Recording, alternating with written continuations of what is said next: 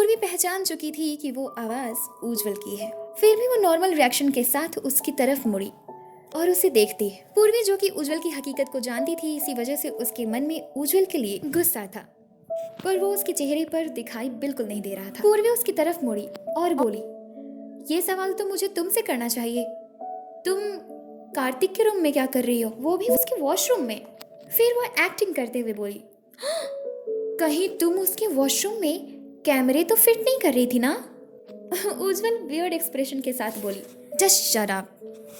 पूर्वी बोली, हो सकता है कि तुम उसे नहाते हुए देखना चाहती हो। बकवास मत करो तुम, समझी? पूर्वी बोली, पर मुझे तो ये लगता है मुझे अभिजीत को बताना होगा।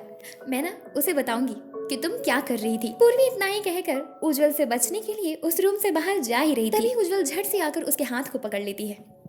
पूर्वी उज्जवल को देखती है और बोली, हाथ छोड़ो मेरा, और अपने हाथ को छुड़ा लेती है। उज्जवल बोली, हे, मैं ऐसी कोई हरकत नहीं कर रही थी, और मैं ऐसा क्यों करूंगी? क्या मिलेगा मुझे ऐसा करके? पूर्वी बोली, हाँ वो तो मुझे सोचना चाहिए कि तुम ऐसा भला क्यों करोगी।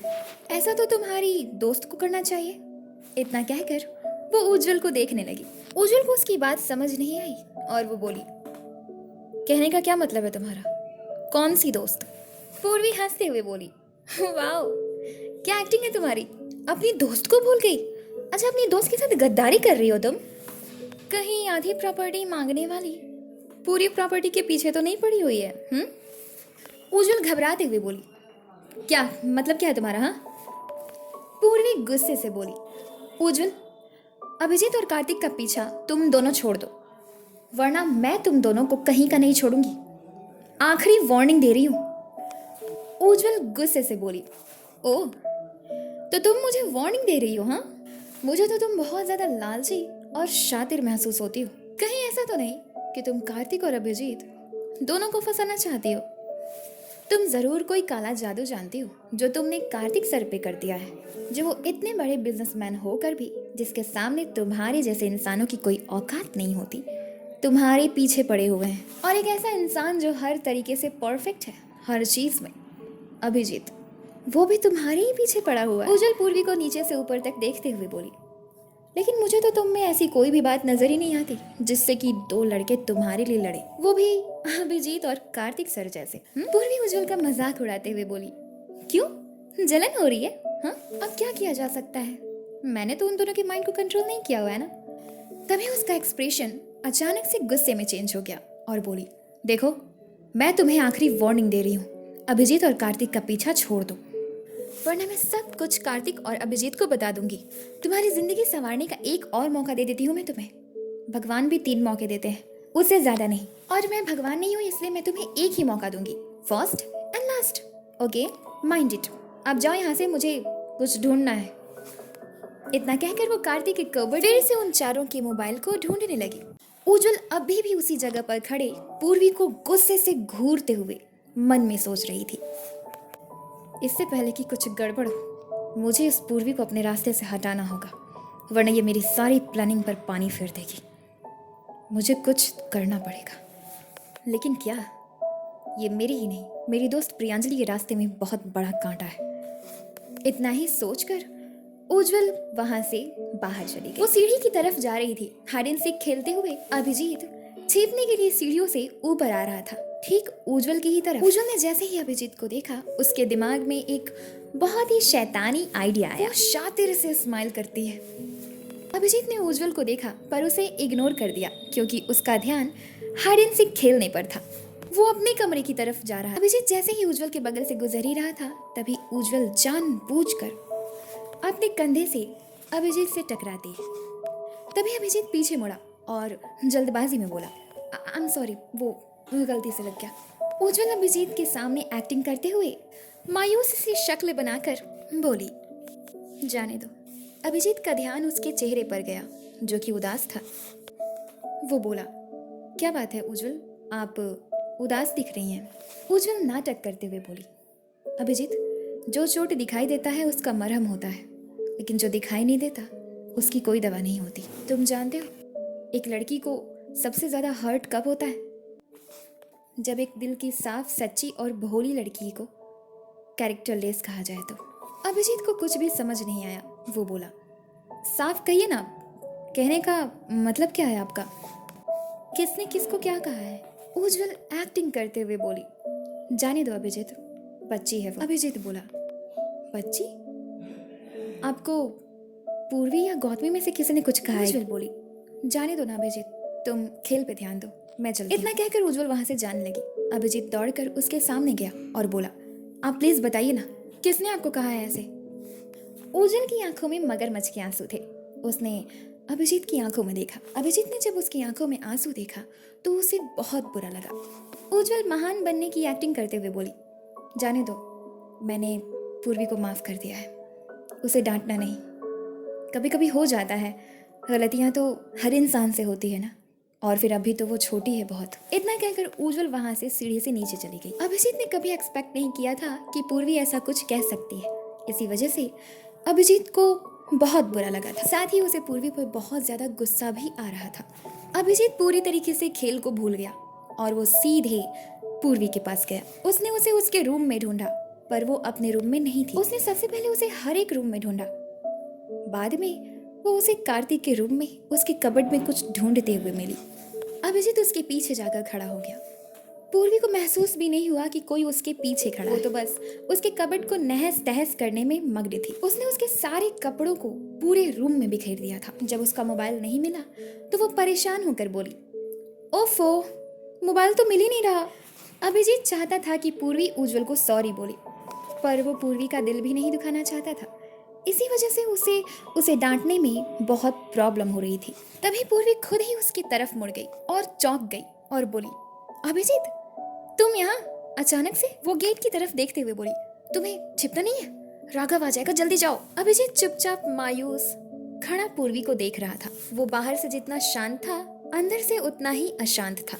पूर्वी के इतना कहने के बावजूद भी अभिजीत जब वहां से नहीं गया तो उसने नोटिस किया कि अभिजीत चुपचाप उसे ही देख रहा था, वो भी उदास होकर।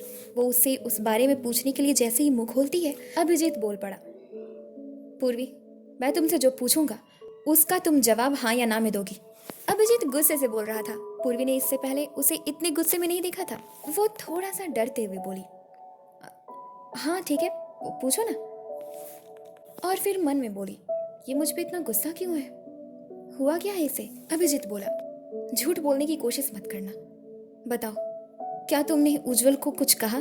पूर्वी बोली, हाँ कहा, लेकिन उसमें इतना।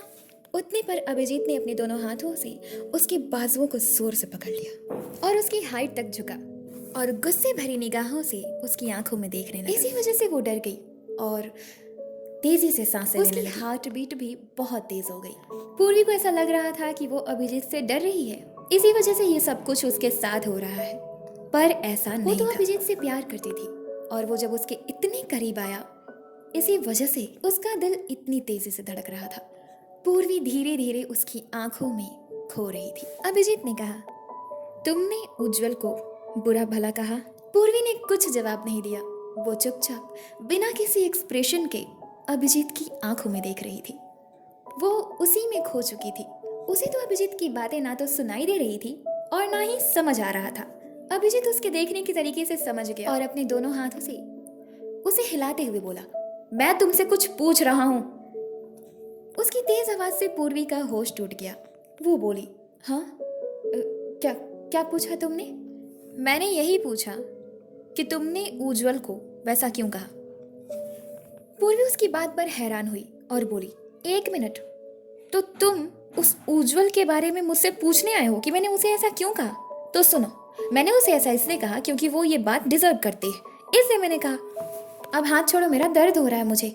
अभिजीत उसके बाजुओं को और कस के पकड़ लेता है और बोला, मुझसे झूठ बोलने की कोशिश मत करना, समझी? किसी के आंसू झूठे नहीं हो सकते हैं और तुम्हारे हर एक शब्द सच्चे हो, ये जरूरी तो नहीं, क्योंकि चोर चोरी करके कभी ये नहीं कहता कि उसने चोरी की है। पूर्वी मासूम सी आंखों से देखते हुए बोली, पर मैंने कुछ नहीं चुराया है।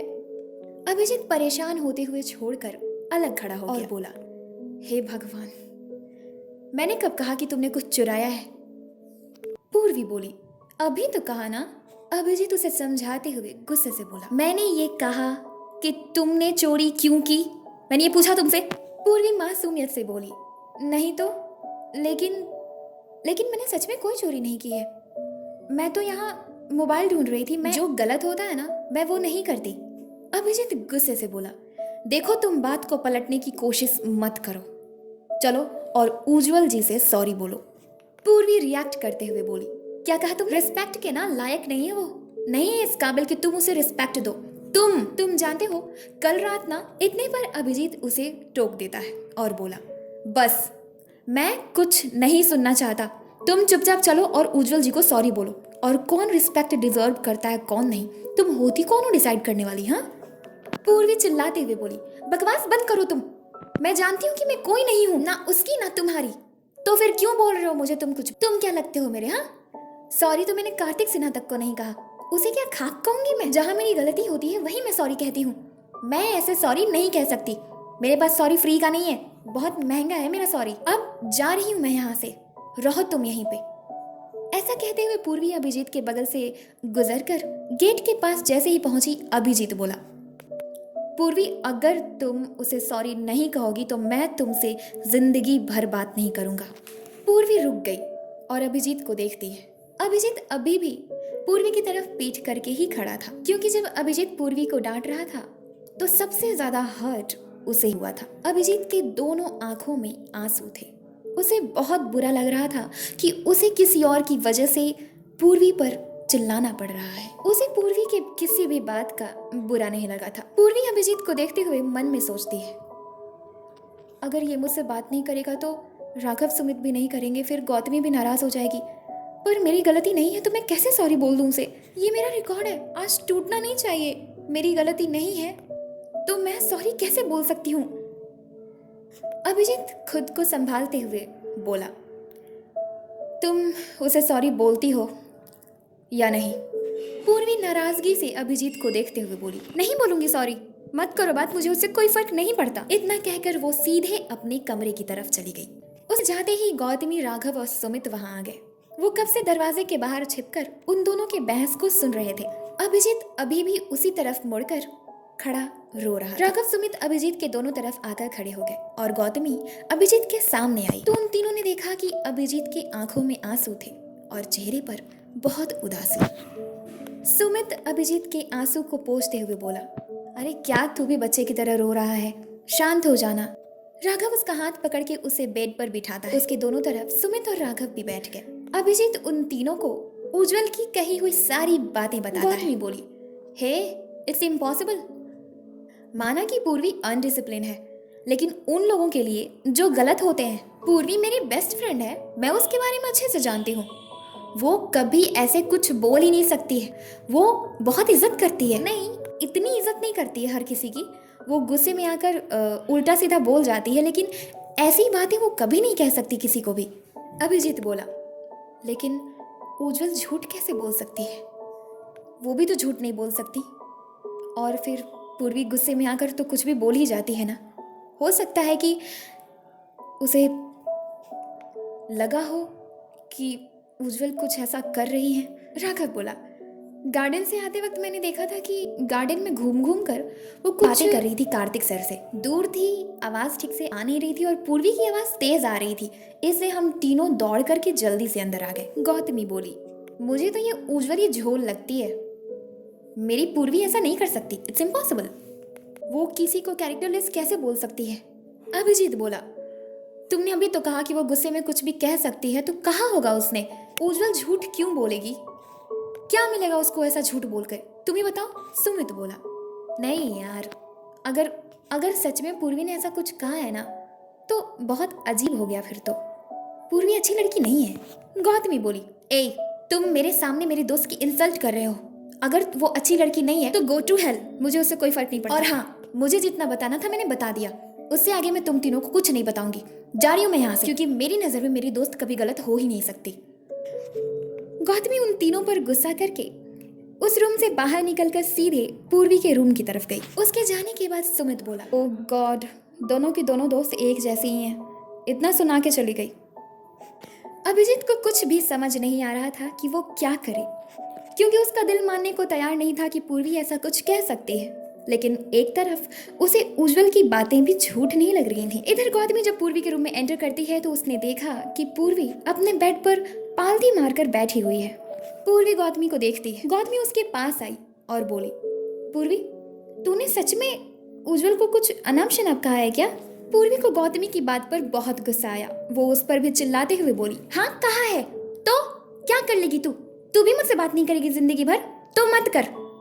गौतमी बोली, मेरा वो मतलब नहीं था, मेरे कहने का मतलब था कि अभिजीत रो रहा है। पूर्वी चौंकते हुए बोली, क्या रो रहा है वो? मुझसे सॉरी बुलाने का नया तरीका, बहुत अच्छा ड्रामेबाज है वो। सुनो गौतमी, तुम ना अभिजीत को नीचे लेकर आओ, मैं उस चुड़ैल को सॉरी बोलूंगी, कम से कम वो रोएगा तो नहीं ना। गौतमी बोली, ओके। इतना कहकर गौतमी मुड़ी, तभी पूर्वी उसे रोकते हुए बोली, गौतमी। गौतमी पूर्वी की तरफ मुड़ी और देखते हुए बोली, हाँ। पूर्वी बेड से नीचे उतरकर जाकर गौतमी के गले लगी और गिल्ट फील करते हुए बोली, माफ करना गौतमी, मैं गुस्से में थी इससे तुझ पे चिल्ला गई, नहीं तो मैं कभी नहीं चिल्लाती हूँ तुझ पे, तू जानती है ना। गौतमी पूर्वी के पीठ को थपथपाते हुए बोली, अरे कोई बात नहीं। पूर्वी जल्दी से उससे पीछे हटी और चहकते हुए बोली, अब सब कुछ ठीक कर दूंगी मैंने तुझसे भी सॉरी बोल दिया और उस चुड़ैल से भी सॉरी बोल दूंगी, फिर अभिजीत भी मान जाएगा। गौतमी उसका हाथ पकड़कर बोली, तो चलो नीचे चलते हैं। गौतमी अभिजीत, राघव और सुमित के पास गई और पूर्वी नीचे लिविंग रूम में सोफे पर बैठी उज्जवल के पास। गौतमी उन तीनों को लेकर नीचे आई। पूर्वी ने जब देखा कि अभिजीत, राघव, सुमित नीचे आ रहे हैं तो वो उज्जवल के पास जाकर खड़ी हुई। उज्जवल पहले पूर्वी को देखकर अजीब सी स्माइल करती है। पूर्वी को उसकी स्माइल देखकर बहुत गुस्सा आया, लेकिन उसने खुद के गुस्से को कंट्रोल किया और बोली, उज्जवल मुझे माफ कर दो, मैंने तुम्हें अनाप शनाप बोला, आई एम सॉरी। पूर्वी ने जब उससे माफी मांगी तो अभिजीत को बहुत अच्छा लगा। अभिजीत को देखते ही उज्जवल ने अपने चेहरे की एक्सप्रेशन चेंज कर ली और नाटक करते हुए प्यार से बोली, कोई बात नहीं पूर्वी, मैं तो तुमसे कभी नाराज ही नहीं थी, गलती तो बच्चों से ही होती है ना। पूर्वी गुस्से से अपनी आंखों को छोटी छोटी करके उज्जवल को घूरती है और मन में बोली, अगर मुझे रोकने वाला अभिजीत नहीं होता ना तो सही बता रही हूँ, मुंह तोड़ देती अभी की अभी। आंटी कहेंगी, छोटे बच्चे के पीछे पड़ी हुई है इतनी बड़ी होकर, कार्तिक से भी बड़ी है, शर्म आनी चाहिए। अभिजीत, राघव, सुमित और गौतमी तीनों ही मुस्कुरा रहे थे। पूर्वी दिखावे के लिए उसकी रिस्पेक्ट में बोली, कोई बात नहीं, ये तो आपका दिल है जो बहुत बड़ा है, सबको माफ कर देता है, आप हैं ही इतनी प्यारी। सही कह रहा था अभिजीत, आप तो मेरी आंटी लगेंगी क्योंकि मैं तो सिर्फ 16 इयर्स की हूँ। और उज्जवल को देखकर क्यूट सा स्माइल करती है। उज्जवल को उसकी बात पर थोड़ा गुस्सा आया। तभी पूर्वी के दिमाग में एक आइडिया आया। वो जल्दी से दौड़कर अभिजीत के सामने आकर खड़ी हुई और उसे देखते हुए चहकते हुए बोली, अभिजीत, मैंने उसे सॉरी बोल दिया, अब तो तुम मुझसे नाराज नहीं होगे ना, अब तो बात करोगे ना। अभिजीत मुस्कुराते हुए बोला, हाँ करूँगा, लेकिन वादा करो कि तुम आगे से किसी को भी ऐसी बात नहीं बोलोगी, बोलो। और अपने दाहिने हाथ को आगे किया। पूर्वी ने अपने सिर को घुमाकर अपने पीछे उज्जवल को देखा जो अभी भी बैठी हुई थी और दिखावे का काम सी स्माइल करते हुए पूर्वी को देख रही थी। पूर्वी को उसका चेहरा देख के ही बहुत गुस्सा आ रहा था। फिर उसने अभिजीत को देखा और उसके हाथ को पकड़ लिया और बोली, वादा करती हूँ आगे से ना ऐसा कुछ नहीं कहूंगी। और उसके हाथ को छोड़कर झट से उसके गले लग गई। इस बात पे सब शॉक्ड हुए। अभिजीत ने प्यार से मुस्कुराते हुए उसके सिर को सहलाया और उज्जवल को अपनी जेलसी बर्दाश्त नहीं हो रही थी। पूर्वी पीछे हटी। तभी उसकी नजर मैंशन के गेट पर पड़ी जहां पर गुस्से में लाल कार्तिक खड़ा था। पूर्वी ने अभिजीत का हाथ झट से छोड़ दिया और एक पल के अंदर ही उसके खुशी का एक्सप्रेशन हैरानी और डर में बदल गया। पूर्वी के रिएक्शन को देखकर अभिजीत समझ गया, इसलिए वो जल्दी से गेट की तरफ मुड़े।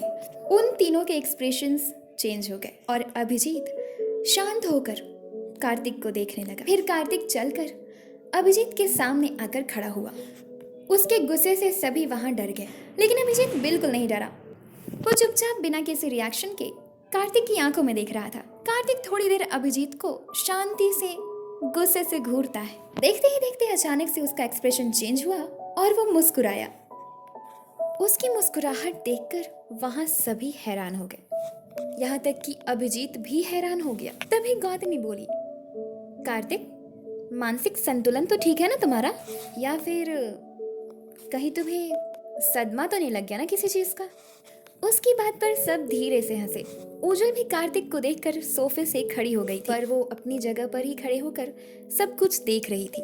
कार्तिक गौतमी को गुस्से से देखते हुए बोला, जब भी मुंह खोलोगी बकवास ही बोलोगी, है ना?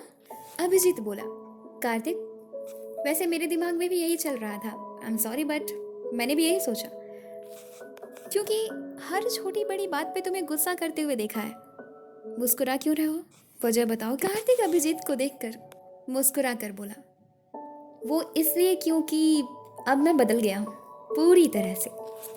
आज शाम को एक छोटी सी पार्टी रखी है, उस पार्टी में तुम पांचों का आना अनिवार्य है। Means important. तभी गौतमी बोली, कार्तिक, इम्पोर्टेंट का हिंदी महत्वपूर्ण होता है, अनिवार्य नहीं। कार्तिक गौतमी पर गुस्से से दांत पिसते हुए बोला, बीच में बोलना बंद करोगी तुम? जिस पर गौतमी चुप तो हो गई, पर पूर्वी गुस्से से कार्तिक को घूरती है। तब कार्तिक बोला, और सबसे खास गेस्ट अगर उसमें कोई है मेरा तो वो तुम हो अभिजीत, क्योंकि आज रात की पार्टी डिसाइड करेगी कि किसकी मेंटालिटी खराब होने वाली है। आई बात समझ में? इतना कहकर उसने नजरों को घुमाकर पूर्वी को देखा। कार्तिक के ऐसे एक्सप्रेशंस, ऐसी बातें उन पांचों को बेचैन कर रही थी। पूर्वी हैरान परेशान एक्सप्रेशन के साथ कार्तिक को देख रही उसकी ऐसी परेशानी देखकर कार्तिक मुस्कुराया और मुड़कर वहां से सीधे अपने कमरे में चला गया। उसके जाने के बाद अभिजीत सोच में डूब गया और बोला, क्या होगा आज शाम को? ऐसा क्या करने वाला है कार्तिक? पूर्वी अभिजीत के बगल में आकर खड़ी हुई और उसे देखते हुए बोली, मुझे बहुत डर लग रहा है अभिजीत, पता नहीं वो आज शाम को क्या करेगा तुम्हारे साथ। उसने कहा है कि इस पार्टी में सबसे इम्पोर्टेंट तुम हो। तभी गौतमी बोली, इम्पोर्टेंट नहीं, अनिवार्य। तब राघव बोला, देखते हैं कि क्या होता है, करने क्या वाले हैं ये। तभी कार्तिक ने अपने कमरे से जोर से उज्जवल का नाम पुकारा। उसकी आवाज बहुत गुस्से भरी थी। उसकी एक ही आवाज पर उज्जवल भागते हुए उसके कमरे की तरफ गई। गौतमी बोली, अब कौन से भूत ने पकड़ लिया इसे? इतना चिल्ला रहा है,